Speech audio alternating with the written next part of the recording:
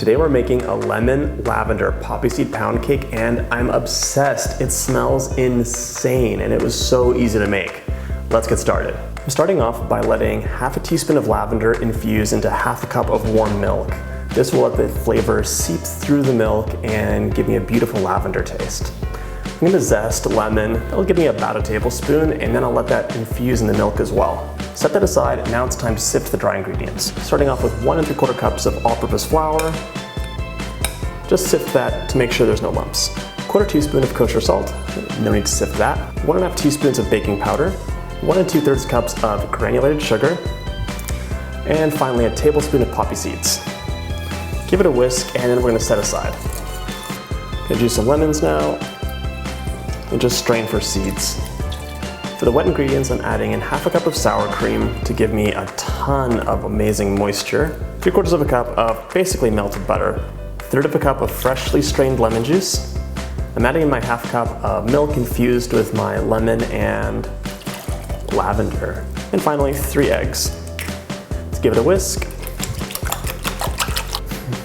Mix the wet into the dry and just make sure that everything is well combined. You don't want to have any pockets of dry flour lurking around. You don't even have to butter your pan. I think it'll just slide right out. But because I'm being a bit fastidious, I lined mine with parchment paper so I can get a nice smooth release, and I think it'll be a little bit less caramelized on the edges because I really like a nice soft cake edge.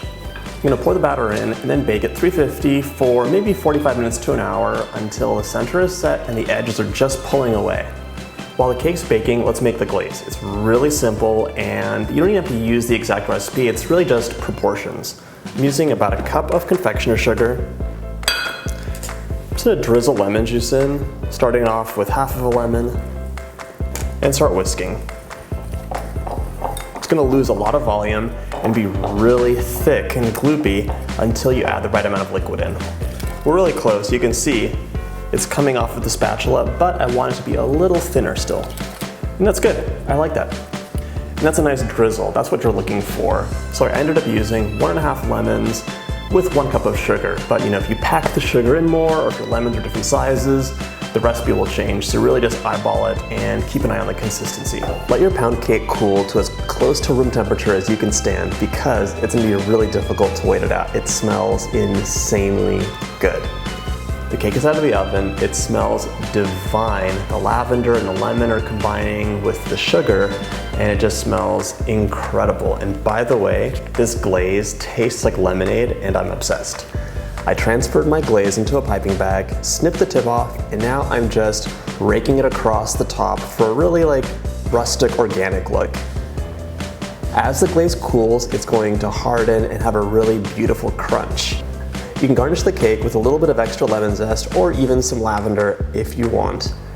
I'll be wolfing this down. Thanks so much for watching. I hope you get to make this. It's super easy and delicious. And don't forget to subscribe.